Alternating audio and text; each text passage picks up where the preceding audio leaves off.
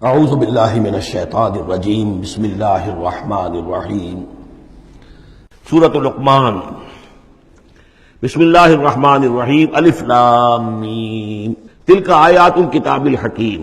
اس سورہ مبارکہ کی ابتدائی آیات جو ہیں وہ سورہ بقرہ کی ابتدائی آیات سے بہت مشابہ بھی ہیں، اور دوسرے یہ کہ اس میں ایک لطیف فرق ہے، وہ بھی آپ کے سامنے آ جائے گا۔ تلک آیات الکتاب الحکیم ھدی ورحمۃ للمحسنین الذین یقیمون الصلاۃ ویؤتون الزکاۃ وہم بالآخرۃ ہم یوقنون اولئک علی ھدی من ربہم واولئک هم المفلحون۔ پانچویں آیت تو یہاں ہے وہی پانچویں آیت ٹھیک سورہ بقرہ کی ہے، اولئک علی ھدی من ربہم واولئک هم المفلحون۔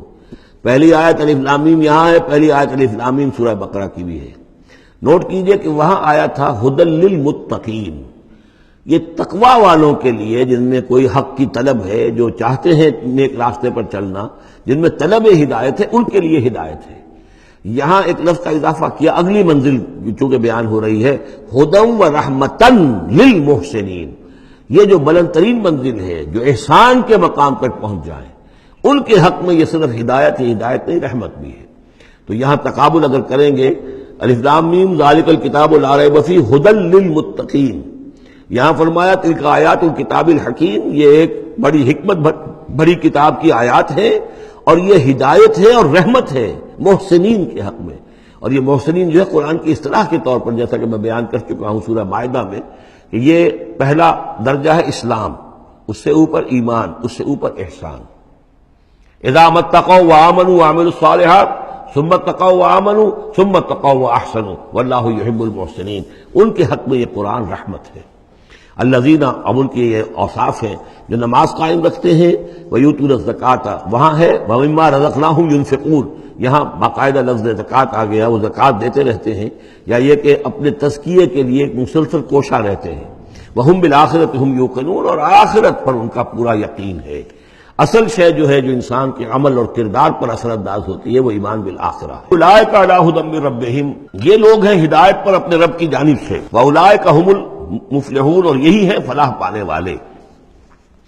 وَمِنَ النَّاسِ مَن يَشْتَرِي لَهْوَ الْحَدِيثِ لِيُضِلَّ عَن سَبِيلِ اللَّهِ بِغَيْرِ عِلْمٍ، لوگوں میں سے کچھ ایسے بھی ہیں کہ جو کھیل کی باتیں خریدتے ہیں، کھیل کود، اور تاکہ لوگوں کی توجہ ادھر ہو جائے۔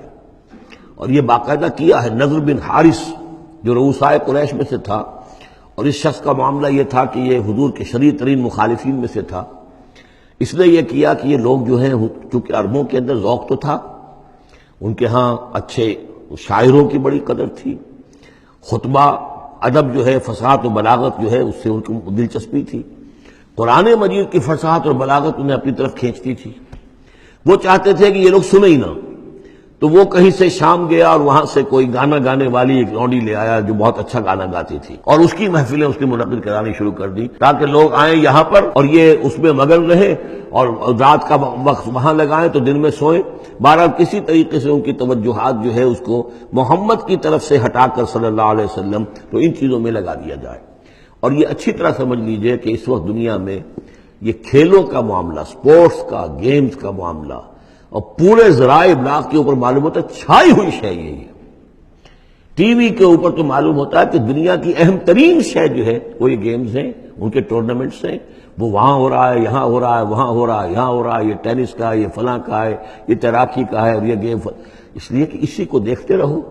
جو بھی وقت کوئی فارغ ہے، ظاہر بات ہے کہ کہیں ایسا نہ ہو کہ کہیں بیٹھے بیٹھے کہیں اچانک خیال ہی آ جائے کہ بھئی سوچے انسان میں ہوں کون، کہاں سے آیا ہوں، کہاں جا رہا ہوں، زندگی کا مال کیا ہے، مقصد کیا ہے۔ اپنی حالات کے بارے میں ہی سوچے، دنیا کدھر جا رہی ہے، قوم کدھر جا رہی ہے، ملک کدھر جا رہا ہے، نہیں، ان کو مست رکھو۔ وہ اقبال نے تو کہا تھا کہ ابلیس نے یہ کہا اپنے کارندوں سے کہ مست رکھو ذکر و فکر صبح گاہی میں اسے، اور پختہ تر کر دو مزاج خانقاہی میں اسے۔ اس سے اگلی بات ہے کہ جو آج دنیا کے ابلیسوں نے جو ایجاد کی ہے، کہ یہ کھیل کود، اسی طریقے سے یہ ایکٹرز، یہ ڈرامے، اور پھر ان کے ایکٹرز اور ایکٹریسز کی زندگیاں، اور ان کے جو بھی سکینڈلز ہوں، جس طریقے سے کہ ان کو دنیا میں پھیلایا جا رہا ہے، تاکہ وہ نوجوان نسل بھی بس ان دلچسپی میں پڑی رہے۔ تو یہ ہے اصل میں وہ فلسفہ۔ وَمِنَ النَّاسِ مَن يَشْتَرِي لَهْوَ الْحَدِيثِ، کھیل کود کی چیزیں خریدتے ہیں وہ لوگ، لِيُضِلَّ عَن سَبِيلِ اللَّهِ، تاکہ اللہ کے راستے سے گمراہ کریں، بغیر علم، بغیر علم کے۔ وَيَتَّخِذَهَا هُزُوًا، اور اللہ تعالیٰ کا جو معاملہ ہے اس کو یہ وہ ہنسی ٹھٹا بنا دیں. اولئک لہم عذاب مہین، یہ وہ لوگ ہیں کہ جن کے لیے اہانت آمیز عذاب ہے. وَإِذَا تُتْلَىٰ عَلَيْهِ آیاتنا وَلَّىٰ مُسْتَكْبِرًا، اور جب اسے سنائی جاتی ہیں ہماری آیات تو وہ ولّا اپنی قبر پیٹھ موڑ کر چل دیتا ہے، مستکبرن استکبار کرتے ہوئے، کأن لم یسمعها، جیسے کہ اس نے سنی ہی نہیں. کان فی اذنیہ وقرا، گویا کہ اس کے کانوں میں کوئی ثقل ہے، بوجھ ہے، اس نے سنا ہی نہیں کیا محمد نے سنایا ہے. فبشرہ بعذاب علیم، یہ سارا جو ہے یہ اس نضر بن حارث کے لیے یہ آیات نازل ہوئی ہیں. تو اے نبی اس شخص کو دردناک عذاب کا آپ کی بشارت دے دیجیے. ان الذین آمنوا وعملوا الصالحات لہم جنات النعیم، یقیناً وہ لوگ جو ایمان لائے اور جنہوں نے نیک عمل کیے ان کے لیے نعمتوں بھرے باغات ہیں. خالدین فیہا، جس میں وہ ہمیشہ ہمیش رہیں گے. وعد اللہ حقا، یہ اللہ کا وعدہ ہے جو سچا ہے، پختہ ہے، اٹل ہے، حتمی ہے، یقینی ہے. وہو العزیز الحکیم، اور وہ زبردست ہے، حکمت والا. خلق السماوات بغیر عمد ترونہا، اس نے آسمان بنا دیے بغیر ستونوں کے جو تمہیں نظر آتے ہوں. وَأَلْقَىٰ فِي الْأَرْضِ رَوَاسِيَ أَن تَمِيدَ بِكُمْ، اور اس نے زمین میں ایسے لنگر ڈال دیے ہیں کہ تمہیں لے کر ایک طرف کو لڑک نہ جائے، جھک نہ جائے. وَبَثَّ فِيهَا مِن كُلِّ دَابَّةٍ، اور اس میں ہر طرح کے جانور جو ہے پھیلا دیے ہیں. وَأَنزَلْنَا مِنَ السَّمَاءِ مَاءً، اور اس نے اتارا ہے آسمان سے پانی.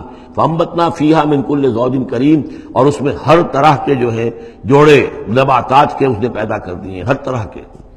آپ کو معلوم ہے کہ ان کی بھی فیملیز ہوتی ہیں، یہ سٹرس فیملی ہے اور یہ فلاں فیملی ہے. اس طریقے سے اللہ تعالیٰ نے ان کے بھی خاندان بنائے ہوئے. ھذا خلق اللہ فارونی ماذا خلق الذین من دونہ، یہ تو ہے اللہ کی تخلیق. تم بھی مانتے ہو کہ اللہ نے بنایا، پھر ذرا مجھے دکھاؤ کیا چیز بنائی ہے انہوں نے جو اس کے سوا معبود تم نے بنا لیے ہیں. بل الظالمون فی ضلال مبین، ظاہر ہے کہ ایسے ان کے عقیدے میں بھی یہ بات نہیں تھی. یہ دوسری بات ہے کہ وہ متوجہ نہیں ہوتے تھے، جو کچھ کر رہے ہیں اس کا کبھی تجزیہ نہیں کرتے تھے.